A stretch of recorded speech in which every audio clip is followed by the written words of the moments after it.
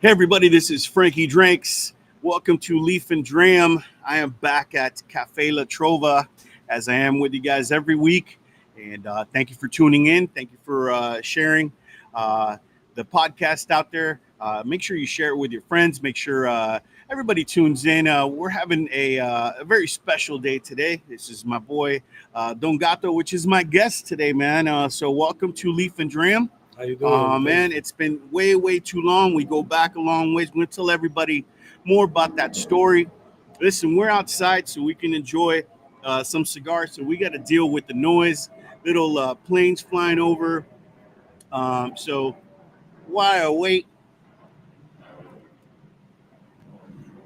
for the plane to do its thing, listen, it's September. So this is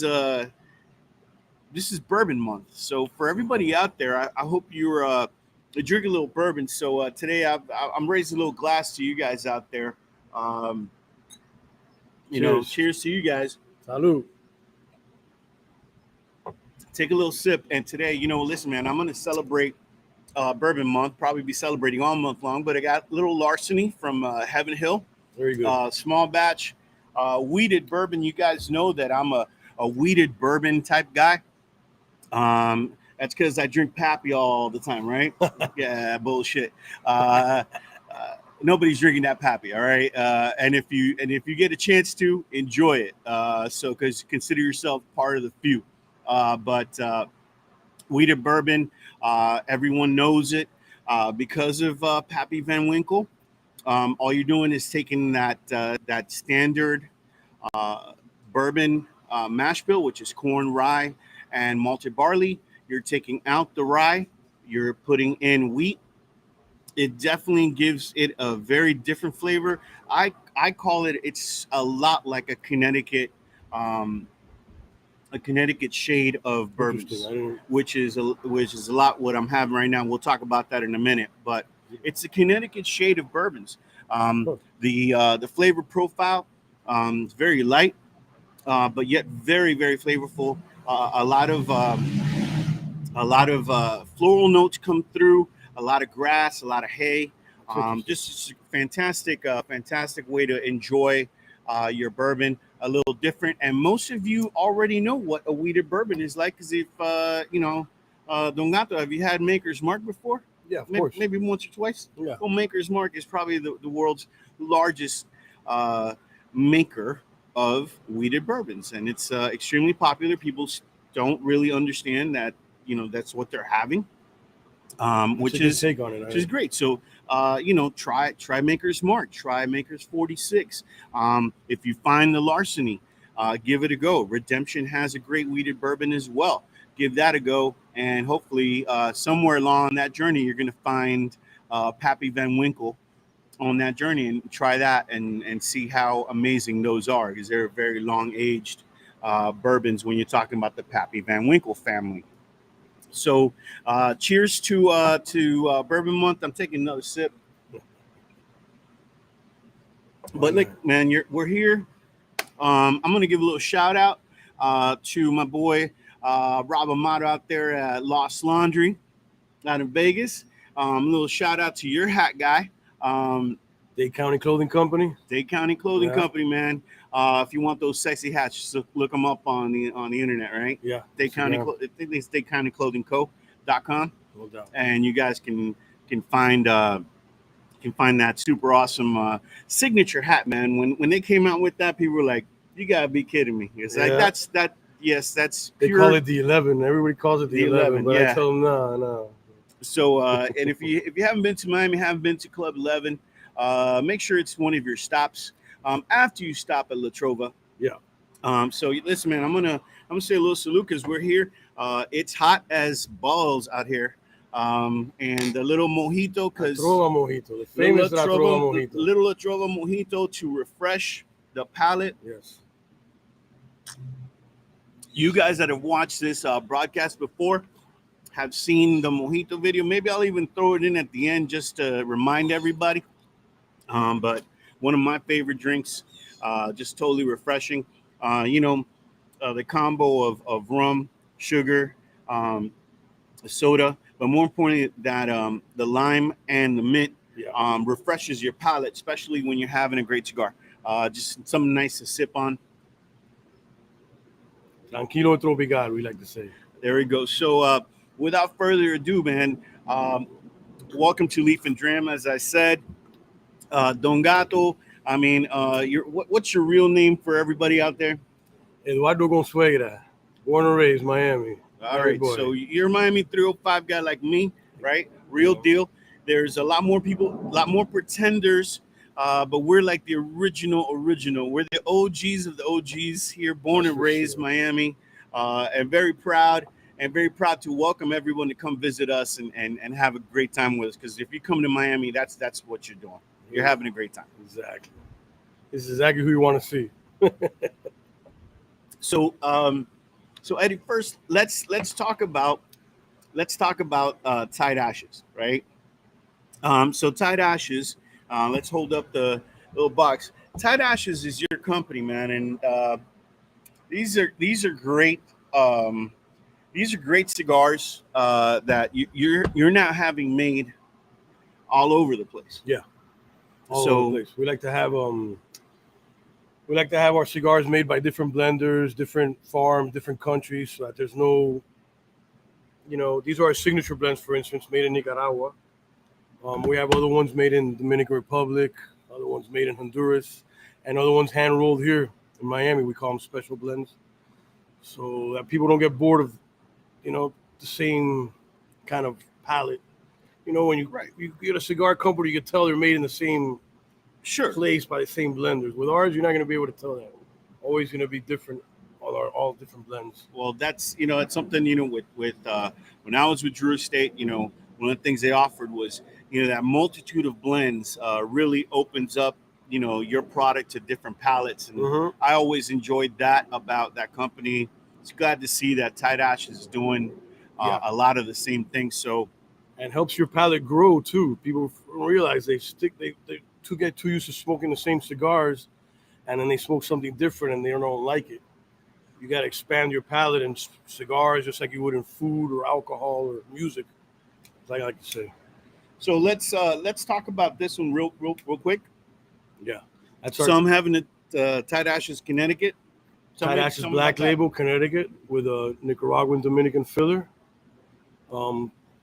Very, very mild, but smooth. It's got a nice taste to it. Pairs very well with these bourbons, lager beers, or nice sweet aged rum. Really creates a nice, what I call it, like a circus in your mouth, of tastes.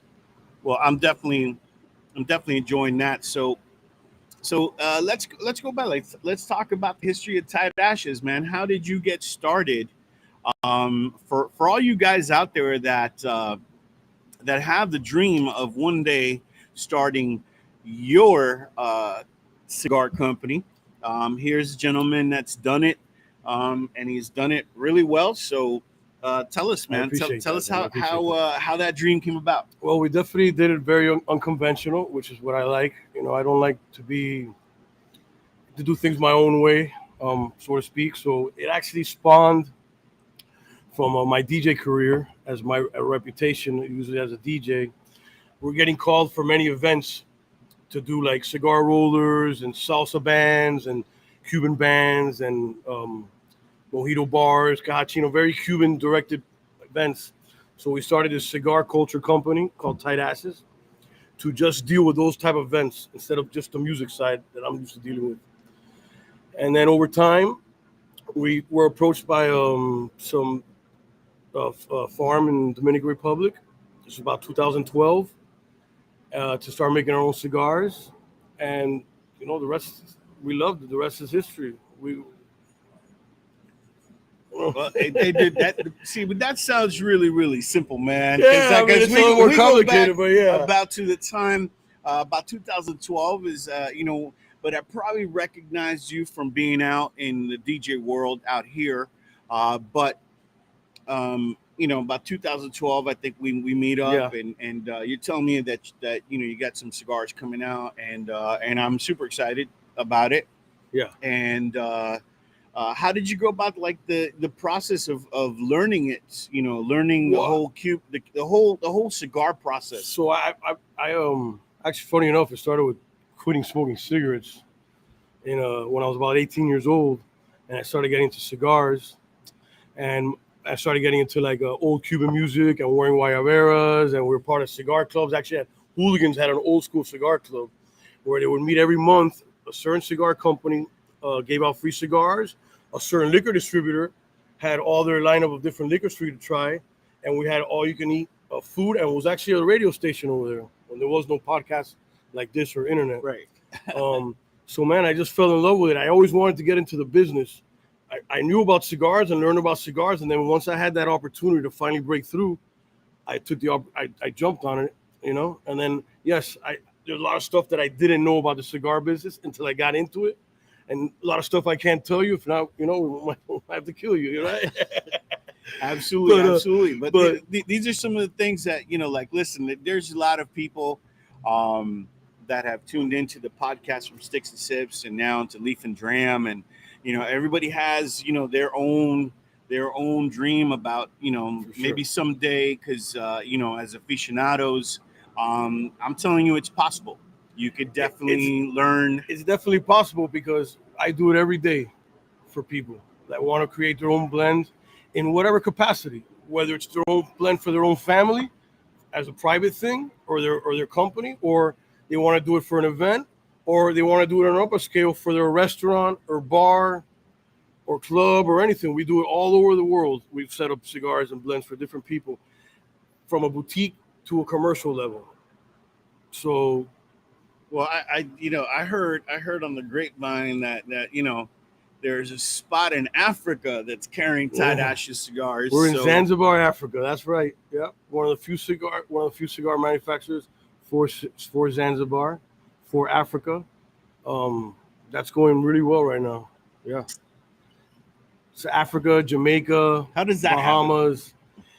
That's a funny one, man. That's actually so. Like, you should never burn any bridges. I actually was through an ex-girlfriend of mine. I met these clients of mine from Africa, and come 4 or 5 years later, they're contacting me to make their cigars for them for the grand opening of their resorts, and now kiosks coming in the Zanzibar airport. There you go. The concept is Miami meets Zanzibar. I love it. Yeah. So listen, man.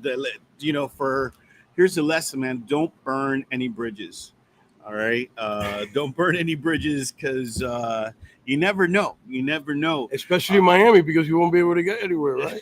Yeah, exactly. Everybody knows everybody. Yep. So Eddie, let's talk about. So you start the business. You kind of learn. You learn the business. Yeah. And then you learn to appreciate it. And I've seen you, doing the stuff on the blending floor and buying tobacco. Yeah. And what's that process like? It's a very intrinsic process, that's for sure. I like to say not everybody could do it. Joking, kind of, because, I get paid I create blends for people, So we might have to sit there, smoke about 5 cigars at the same time, let's say, to create a blend. Maybe go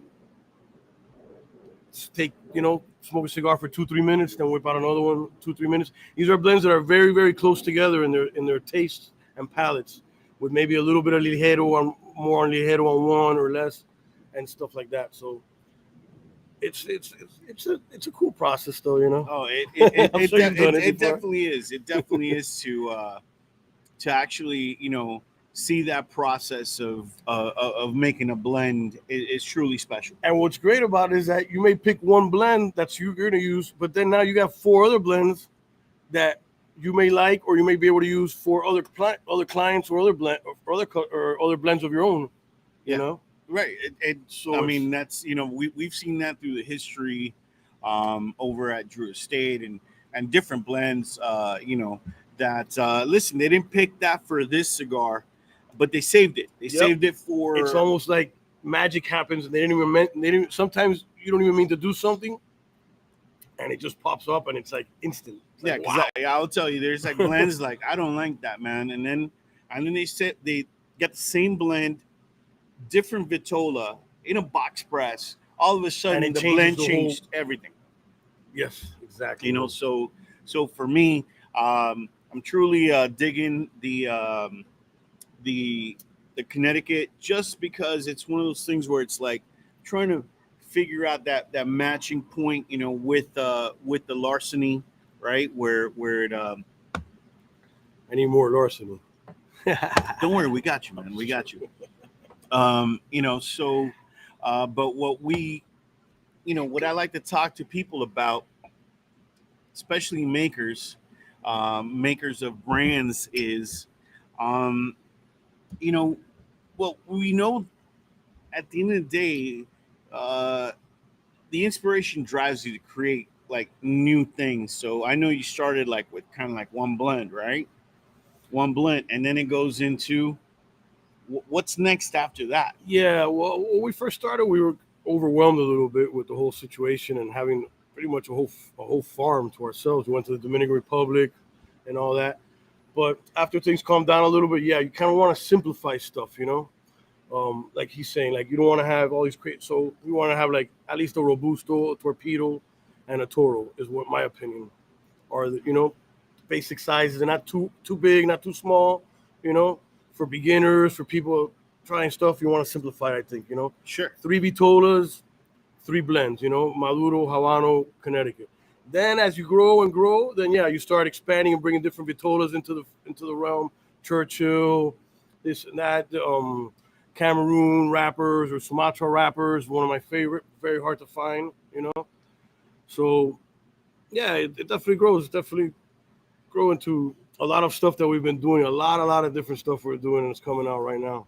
Well, you know, like I'm super excited about that. But listen, you know, so when we're talking about, you know, like I've always been a proponent of telling people I know like the most popular vitolas, you know, or Uh-huh. robusto, you know, uh, period. I mean, that's the biggest selling vitola across the board Yeah, for everybody. So you go with what moves on the market. So making things that are like a little bit unique kind of set you apart, and we'll come to that in a minute. So talk to me about what you're smoking right now.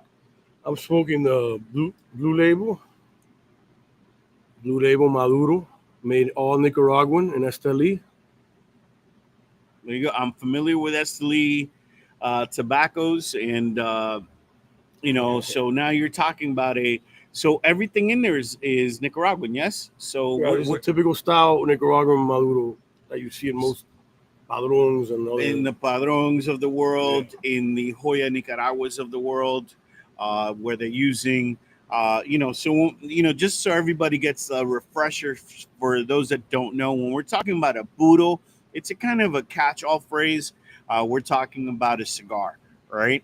But a Budo actually is a cigar where all the components, you know, wrapper, binder, filler are coming from one country. So when we're talking about puro, the translation is pure, um, and it basically you're basically making an actual real deal uh, puro coming out of Nicaragua with all Nicaraguan components. yeah, 100%. It's a recent, not more recent, more recently. It's been happening a lot around Nicaragua. Nicaragua earlier in days were used more as a filler, you know, for the Dominican, more Dominican blends, you know. Right. But now everybody's moving out there. Yeah. Everybody has been for many years now, Yeah. and finding out that Nicaragua makes amazing tobacco. They grow amazing tobacco, um, but you know we can't turn our back on stuff coming from the Dominican No way. Republic. If anything, I think they're making a comeback right now. People want to go back to that old style. Right, and what does that mean, like old style? You know, I like don't know. It's got more of the see from what I'm understanding is in Nicaragua the soil's more superior. You know, like a Cuban soil. Dominican Republic not as superior, but the techniques that they use are more old school and traditional from my experience. got you. And the So cigars have more of it's hard to yeah, it's like a more I think they have more of an smoother. oomph, right? Yeah, it's If got like a So uniqueness to it. Right. Let's call out like the purely Dominican brand. So like we can start with the classic Arturo like Fuente for sure. Exactly. So when you guys are like having a Fuente out there and you're saying, man, I know what a Fuente is like, right? You know that you're getting what I call, and you say it, old school blend, right? Old school blends, yeah. Right. You crack the box, and you feel it, you smell it, yeah. And then when you light it right off that first that first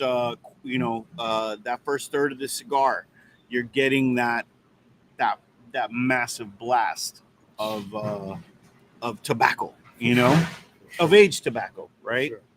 Now, Dominican, I think cigars went through a little bit of a dip. I think there was maybe a little overproduction, but it's good to hear that they're making a comeback. Yeah, it was good. I guess probably because a lot of it had to do with the Nicaraguan explosion. I mean, people getting more into fuller bodied cigars, and Nicaraguan right now is the best at making these fuller body Maduro type cigars. Yeah, exactly. Shout out to Hoya and Plasencia and to Padron, which was the old school dudes, doing it. And man, I remember, being here, because you're old school like me, right? So, one of the things that what we remember is like if you come to La Trova, 2 blocks up, not a block and a half. It's a block and a half. You get Titan de Bronce, which is where Willie Herrera comes from. Yeah. And Titan de Bronce has been making cigars since the early to mid 90s. Right here, this is the old hood. But across the street from these guys was a Crédito with Ernesto Perez Carrillo, and you guys know him. You may not know El Crédito as a thing, but you know EPC, and Great you cigar. Definitely know La Gloria Cubana, because that was the stick, you know. And he was bringing in tobacco from Dominican Republic, right? And it was being rolled here. Tobacco from Dominican Republic, rolled here, exploded, really changed the Miami market. Then 3 doors down, Don Pepin opens up. And I mean, that changes the game for Miami. My favorite in the 90s that got me really into it, that I didn't mention earlier, was Puros Indios. Not around anymore, but they were out of Honduras, and they were famous for making a Sumatra and classic Cuban wrapper, man. Puros Indios, yes. Oh, man, they were great. Yeah, that was the first people I started working with when I got into it. Well, there's a lot of history here, and not just. I mean, I go back to seeing that first Uber Ultra Dark Maduro in the Serie R from La Gloria Cubana, and you're going like, how'd they get this black freaking wrapper on this thing? And man, that was a gut punch, bro. Yeah, that was a gut puncher, man. So I still love being in the hood. I know things have changed. I know these places have gone elsewhere, but I think Perdomo was over here on 7th. It's a lot more spread out now. Yeah, of course. I mean, it just goes with the times. But listen, man, everyone has like this fantasy, this ideal of Cuban cigars, man. So take me through your journey with Cuban cigars. Being a Cuban guy, right? Raised in Miami. I've got more Cohibas from you, most of them real, and some great Hirochi fucking blends that you brought me back from Cuba. Thank you for the Hirochi Robaina. Legend in Cuban cigar making. Why are Cuban cigars still so important, brother? Oh man, it's a tough question, man. But definitely the history is for sure, and the way they make it. A lot of people want to talk down about them now. Like if you smoke Cuban, I smoke everything. I smoke my blends. I smoke everybody else's blends. I smoke Cuban blends. Um, Cuban blends are always going to be unique, different tastes because of the regions, right? Right. I mean, you could get a cigar from Brazil or Mexico. They may not be as great, but it's unique. It's different. Right. It's Jamaica. Right. I know you're in Jamaica quite a bit. Yeah, we make cigars over there too. Jamaica has its own tobacco production. Yeah. And we could talk about that for sure. Yeah, so the Cubans. But let's talk about why Cubans are still special, brother. Why are they still special? Well, they're definitely special in the States because they're illegal out here. But so is cocaine, my brother. Yeah. Well, in Miami it's very special, but it actually China has the most consumers of Cuban cigars now. A couple articles came out, which is probably what's driven up the price of Cuban cigars in just recent times. So I think Cuban prices are like double right now. Yeah, it's pretty crazy. What they used to be. Crazy. Yeah, obviously the soil over there is superior. All the seeds that are used in Nicaragua and Dominican and other parts, are still called Cuban seed. Some of them actually still get Cuban seeds. Like over all the time. You know what I'm saying? Because there's also first, second, third generation Cuban seeds, where somebody has grown a seed, right? Like Criollo 95 versus Criollo 98. Yeah, and then we know people smuggle those seeds out of Cuba, and they plant their test crops elsewhere to see how they do. So don't think that that's not happening. Yes, that is happening. Definitely definitely in Nicaragua and Dominican and stuff like that. It's not illegal. It's a seed, man. Yeah. And listen, I'll bring this in from the wine world. You get one grape that grows in the south of France, and it's a certain thing. In California, it's a completely different thing. The terroir, though similar enough to make that leaf or that grape thrive. Yes. But it changes. The dew points change. The way that the temperatures are slightly modified. And the same thing happens, I think, in Nicaragua, right?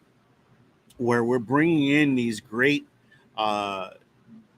seeds. They're being raised. They're just becoming amazing. And then, it's like, oh, let's put it in the pilon. And then let's let it sit for 2-3 years, and let's see what happens. So, you guys, every year, we're getting newer expressions, and I know companies try to blend it to match what you originally put out in the market. Yeah, but the reality is you're dealing with a natural product. And that natural product is going to be different. It's going to change.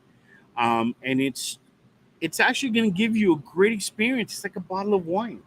100%, just like wine. And they age great as well. So I have some cigars, Cubans, have been aging there for about 30 years. Some of these cigars will sell for $5,000, $6,000, $7,000 a cigar. We got to have that conversation offline, no doubt. Because I'm of the ilk that there is a degradation process in the essential oils of the cigar. That's true. That over 30 years, listen, man, you're just smoking so you can hold the band. But cheers to you if you get your hands on a 30-year-old. I got some of the original Trinidad, 30 years old. Right. Yeah, man. So listen, for everybody out there, I mean, because you're you're kind of, to me, like you're like my rum cigar connection, and I don't know where you get them from. All right, so So tell me, like, what are the brands? Because everybody, no, come on through. Everybody, goes, it's Cohiba, right? They know Cohiba, right? Cohiba, Romeo and Julieta, and Monte Cristo. Right. Mainly everybody knows. For the, what are the other brands that they don't really know? Right. The Ache Upmans of the world that no one's paying attention to. And that was one of my favorites when I started smoking. That's a classic. H. Upman. One of my favorites right now is H. Upman Magnum 56. It's pretty much their answer to the Bejique. It's at a little cheaper price point, but a great cigar. Nice reddish Habano wrapper. Wow. We also have the Patagas, which has a long line of different ones. The Serie D is very popular, Número 4. You also have the Maduros Número 1 and Maduro Número 2, which Cuba just started getting really into making Maduros in the last 10 years, which they weren't making Maduros ever before. Right. And people think that when they're getting a Cuban cigar, right? The Cuban cigar, man, I'm gonna like turn this into like not only just a Don Gato episode, but man, but like diving into Cuban cigars is like the understanding is that Cuban cigars were supposed to be like uber powerful, gut punchers, and this and that, and I'm here to tell you that that is not the style of a Cuban cigar. It hasn't been. It may be now as we enter the market, but it was never the style of cigar that was in Cuba. So for you guys that really, really want to know what it really was, it was kind of more of a Connecticut shade style cigar. Light Habanos lighter Habanos, lighter with a lot of flavor. Yeah. Right? With a lot of flavor, but not a lot of strength. They were not, I would say, mild to medium. When they came out was where the strength came from. Mainly a lot. Right, Romeo and Julietas are very which changed the game. Exactly, which was later on. A lot of people don't know. Cohibas came in later on in the game. They're not an old school traditional from when our parents were in Cuba. Cohiba was not there. Right. I mean, I've got ties to Bausa Cigars, which is an old school company from Cuba, and so you mentioned Trinidad. So Trinidad is another one they made for Castro. It wasn't supposed to go to the public, and then eventually they released it out to the public, which they're great cigars also. Very, very nice light palate, almost like the Connecticut he's over here smoking. The Romeo and Julietas are like that too. You also have I mentioned Partagas. You have Oil de Monterrey, a little stronger. Yes, most put definitely. Some people on their asses, yeah. Which was like. The thing is, where people realize, and I think that we need to talk about this, right? Color of wrapper is not an indicator. Not necessarily, no, not necessarily. I mean, I think nowadays it takes it over the top a little bit sometimes, but it's the blend inside, of course. Right, the ligero. Right, we throw more ligero in dark cigars now. Which is not a thing about cigars. No. The Maduro wrapper is actually sweeter and lighter. It's just got more complex sugar flavors. If you try this blue label. Right. And it's of that Cuban style, it's a Maduro, but it's smooth, It's got a smooth filler, for sure. And what I want to tell people is that, so I think that people blend to what's happening in the market, right? Uh-huh. And so I think Maduros ended up having more ligero thrown into the blends. I think most cigar manufacturers started to do that, to throw more ligero in there, and then the palate. I won't say the American palate, but let's talk about the American palate, right? The American palate goes, oh, it's darker, it's stronger. Exactly. Yeah. And that's the blender. We just threw a little more ligero in there to make it a stronger offering. But that's not really what's going on classically, that was a very sweet cigar, because it had those sweet notes of caramel, brown sugar, you know, uh, cooked spices, and was just amazing. But it definitely was not a kick you in the fucking guts cigar, Yeah. because you could actually have something with a very light wrapper That'll that that'll knock you out. could knock your Yeah. ass out, because it was all freaking, some heavy duty Ligero thrown into the blend. And you could be a seasoned smoker like us, and you will still get knocked out. Trust me. Those are one of the things Don't try to be a big boy, bro. you know and so that's one of the things I think it's a little misleading these days. But um but Cuban cigars are still the premium of what they want in Europe. But the good news is that they're turning on to Nicaraguans. They're turning on to Dominicans and other places, and the blends, because I think the blends coming from different parts are really where the future is. Yeah. Um, as far as the whole Cuban thing goes, I think another important thing is the culture, the whole history and culture behind it, right? Right. You know, I don't know what the whole, I don't know what the fuck you're talking about, bro. But, you but know, keep the but whole, keep going, the bro. whole Guayaberas, the rum, the music, the Li- Copacabana, the flag, And listen, man, I've said this many a times. the coffee, the Um, rum, if the women. if really women, Well, I don't know. They're just. that goes in with that goes in with I the mean, I don't want to. with the I don't want rum to or offend whatever, anybody. bro. I don't want to offend anybody Yeah. over here. Yeah, but, let's like, walk that one back, DJ Don Gato. But yeah. we're both been in Miami. We know what that's all about. But listen, one of the coolest things is about culture is, um, if you weren't part of this culture growing up, I think that any party you went to, when it was kind of the old school parties, I mean, no knock on our gringo brethren out there, but you went to a Cuban party and it was old school, so there was probably a pig in the cajachina or a pit. Um, we we had a plethora of food, bro, All types of before bandejas. you even got to the main meal. Uh-huh. And the main meal was typically roast pig, um, white rice, black beans, or moros, which is white rice and black beans mixed together, cooked together, um, yuca, platanito, and some assorted. Yeah, go get that.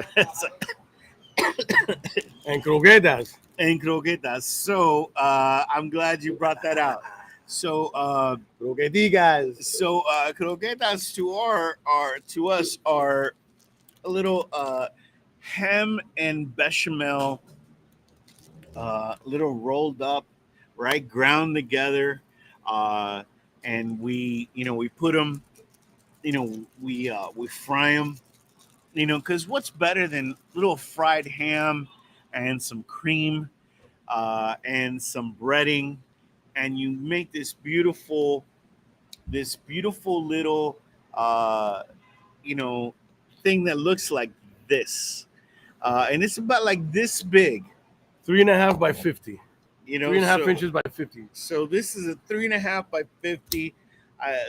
I would say this looks like an Isla Canaria croqueta size, but you would enjoy these. So I'm excited for Frank to try this. so He hasn't tried this I am yet. I want to super see his excited. expression. So Everybody that smokes this has been blown away. It's a small cigar and it packs major punch and major taste. Straight from the Dominican Republic, which I decided to go back to make these. So I love the packaging, right? Because this is like if you go to a party pack and you order a bunch of croquetas and you're at a party at any Cuban household, there's croquetas, and some are good, some are not so good. How was that one off the bat? That's one thing I get right off the bat.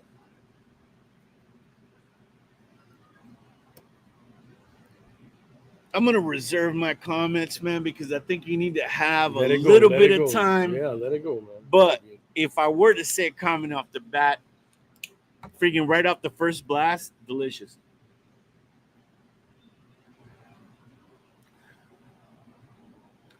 I'm curious to know the blend, because again, part of that whole thing. I'm gonna finish this off. Part of that whole thing about being at a Cuban home, right? At a party, whether it was your niece's, baptism. Yeah.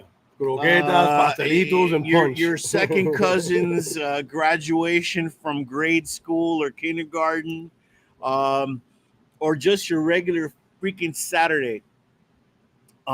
You're having an amazing experience with that family. And to be honest with you, man, I never appreciated it when I was a kid. And because you got an old man that stuck a fucking cigar in your mouth, and you said, Right. Smoke this. And you go like, bro, I'm like 12. Yeah. And he's like, smoke that shit. And you smoked it. And brother, to compound with the beers and the rum that I was stealing, right, from the bar, all of a sudden, you're in the side of the house and you're having a cigar with your boys, and within like 20 minutes, man, you're sick as a fucking dog, man. You're sick as a dog, and that's the experience, man. And and that's like sort of like the equivalent of a beatdown that they give you in your in your progress to manhood. You got to go through this. For sure. I went through it. At that age, 12 years old, my first go. I didn't smoke another one till 18. You go, this is the worst shit ever. Like a rites of I passage. was high as fuck, dude. High and nauseous. Well, the reason I like to drink rum is so anybody that gets sick out there, a little trick. A lot of people don't know about this, but I deal with a lot of beginners and women smokers as well. So the trick is, if you get sick, you mix water with sugar and you chug it down. You can Google this if you want. So, I did that for a while. What's rum? Yeah. Water and sugar, no? Yeah, but you get that extra blast. No, whatever. Of course. But yes, it's to kicking. me, that's what the original blend, the original ancestors and all that were doing. They were pairing cigars and rum. To me, they feed off each other. Absolutely, because The we're sugar talking and the about cigar. So I don't. Ever since then, I don't get sick when I smoke. right, and drink which rum. is you're drinking rum, right? Yeah. You get an extra blast of sugar in there For sure. to help you And go. the taste is to me, the sweetness Right. of the rum with the cigar is Right. to me is number one. So listen, And I've done it in Cuba and in Dominican, both places. That they've taught me that. Go ahead. I'm gonna talk about this for a second. Yep. So these are the croquetas, man. So I love these 3.5 by 50. What's the blend, man? Because this is like It's amazing, right? I can't come up with a blend just yet, but it's definitely a Habano medium blend from the Dominican. definitely feels that way. It's very from its- classic from in its its flavor. You know, Right on the first light. Very, very classic in its approach. So you're getting kind of like this, like almost like a second, third cigar, right? You're getting that cigar in that second, third. Mhm. And so it starts off super complex, and I can only imagine it gets more complex as we go on. But These things, story behind this is actually so my blenders from Nicaragua brought these to me, and a light bulb went off in my head the second I saw them. I hadn't even smoked them. I took everything they brought, and this croquetica thing, as he knows very well, Right. I'm known for making memes and jokes about croquetas for years now, right? And so it was almost like it came to fruition when I saw these things, and I said, I knew what's going on. I'm gonna do with this right away. I didn't even smoke one of them yet. Right. So if you like, listen, if you go to a bakery and you go in a party, they're gonna serve this. You want croquetas to bring to a party. They're gonna give you a tray that looks like this. We It's call it wrapped in bandeja. plastic, Un bandeja. a little bandeja, and it's gonna have like 50 croquetas on there. Little guys, be like maybe twice the size. 100, bro. That bandeja's huge. That's you we're know. working on big bandejas like that. So to finish that story off real quick. So have been in such high demand even before we can make these bandejas. They've been in such high demand that my Nicaraguan, like I was saying, I work with different, so they couldn't keep up with the demand. So I contacted my guys in the Dominican Republic to make this, and they looked at me like I was crazy. They were like, "What are you talking about?" And now nobody can stop talking about it in the factory up in Cibao, saying who's the madman that created this thing. And my guys are like, that's Don Gato. That's Don Gato from Miami. So now production has gone up so high that I will actually have to be going over to make a visit to them. So, Don Gato, I mean, how can our people get a hold of your cigars, man? You go through we're at a lot of brick and mortars throughout the Florida and the country, different liquor stores, different restaurants, different hotels. You can get them online as well, or you can even contact me personally, and I'll let's give them the website here. The website's www.tightashes.com. That's tightashes.com. We also have the Instagram at Tight Ashes as well. There you go, man. So listen, man, you guys are seeing the feed on the bottom. Tight Ashes is where you go. My man Don Gato has got some great cigars for you guys. So, man, I'm going to say thank you for being on here as Don Gato from Tight Ashes. But, and everyone that was tuning in, cigar centric, man. But now we're going to go 305 centric, Miami centric. So if you tune out, I'm going to say thanks for tuning in. But don't miss the best part, man. Don't miss the best part, because right now we're going to talk about, you said you were a DJ. Yeah, DJ for a long time. So tell us about that. You were DJ in Miami during the 80s. Interesting time. Yeah. To just leave it there. So give me a couple of really good stories, brother. Oh, man.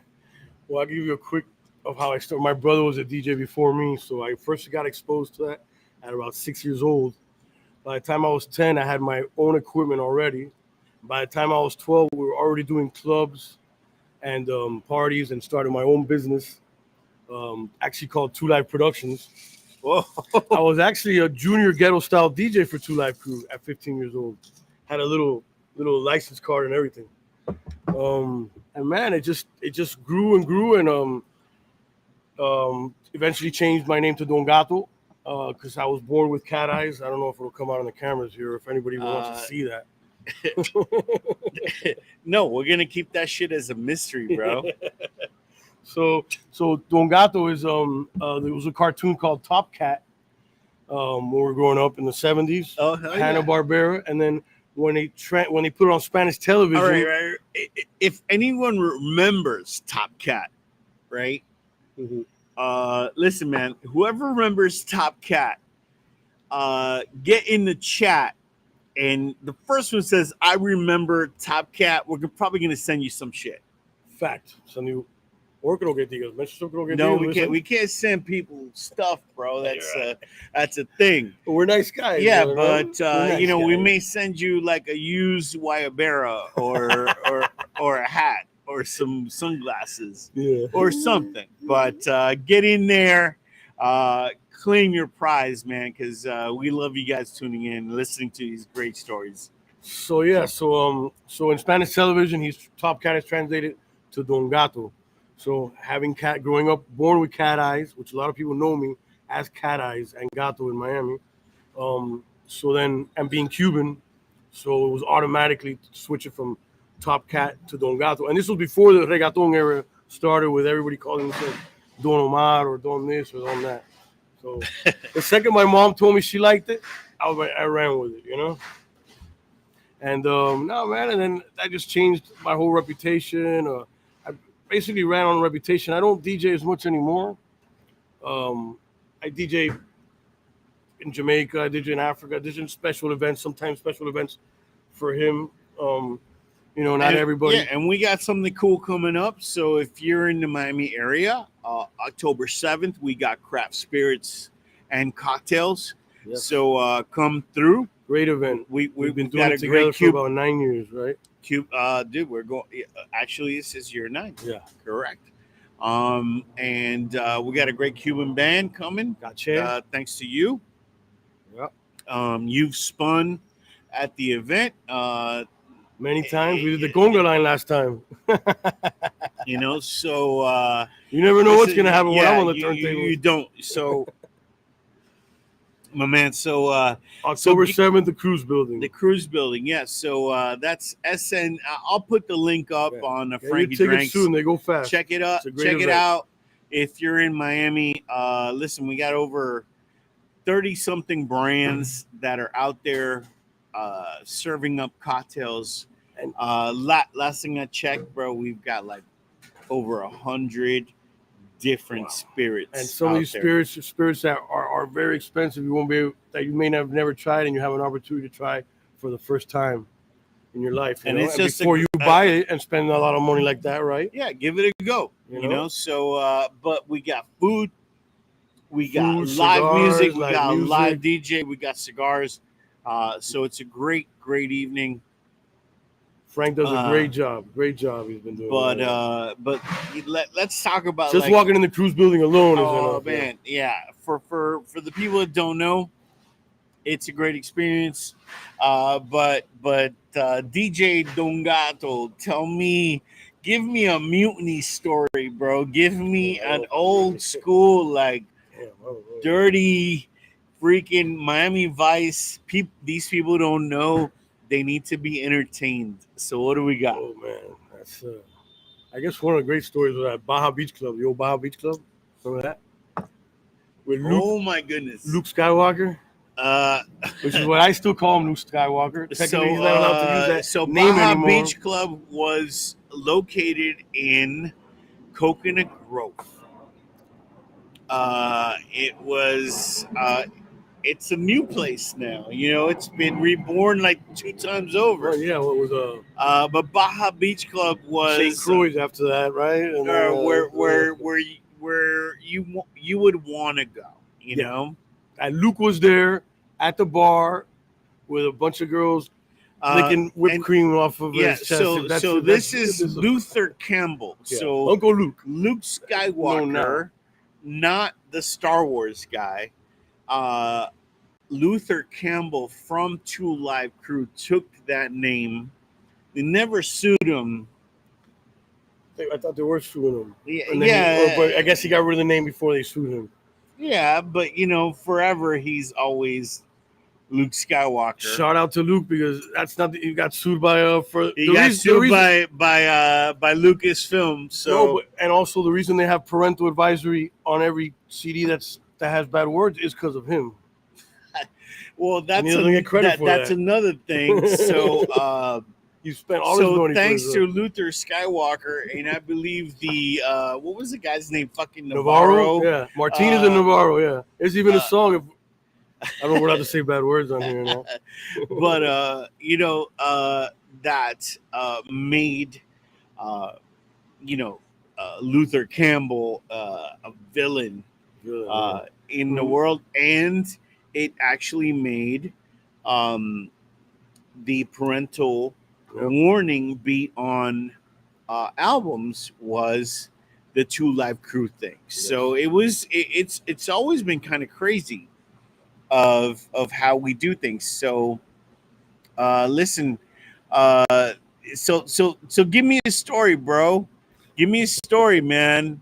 I need to hear it before we run out of power. Oh boy. Yeah, that was one story. I saw Stevie B at that same place. Stevie. At the same place. So it was called Baja Beach. No, it was called St. Croix after that. And you had the Dan Marino's right next door. Dan Marino's was upstairs, bro. Yeah, it was upstairs. It was upstairs. Baja Beach. On the third. Yeah, it was on the third. Hey, you know, just like I can't remember any stories you want me to tell them, you know, because hey, I can't tell you Fat Tuesday stories either. Hey, you know? listen, Eddie, Don Gato, thank you, my brother. My pleasure, man. For being part of this broadcast. And I want to say thank you to everybody for tuning in. And we're going to have you back on because we got too many stories to tell. We got way too many stories to tell about Miami. We got too many stories to tell about your fucking obsession with Seinfeld, which we didn't get to right now. I'm definitely a very complex guy. You know, so for everybody out there, listen, man. I'm gonna sign. And maybe next time I'll get on the turntables too. Who knows, right? Hey, listen, man. If we get a spot where we can go turntables, we're gonna do this shit. So listen, let's do this. I'm gonna sign out with the mojito. So let's. Then I'm going to add like an 8 to 10 milliliters.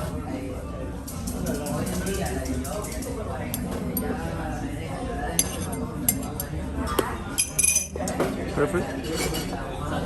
Then again the malt. Ready?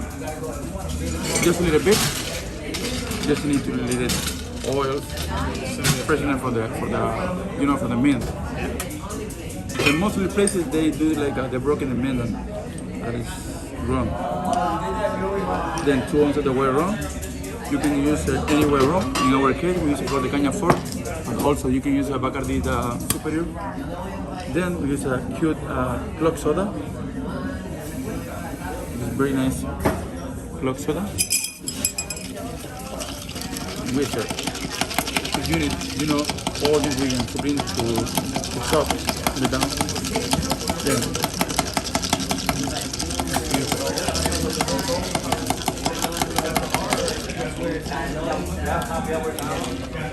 and as a garnish,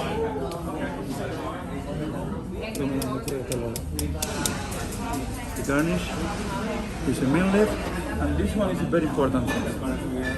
2 small dashes of Angostura bitter, 2 unique, to complete the mojito. And here we have the La Trova mojito. I hope you enjoy. Thank you so much. Pleasure.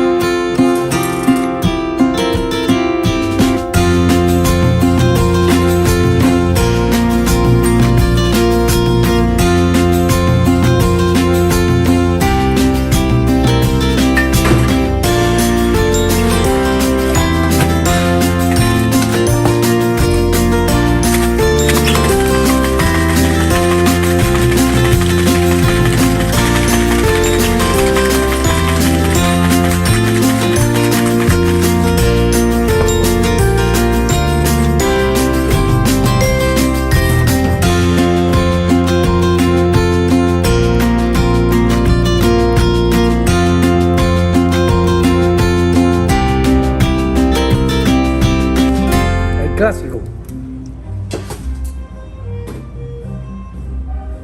Enjoy. En la trova.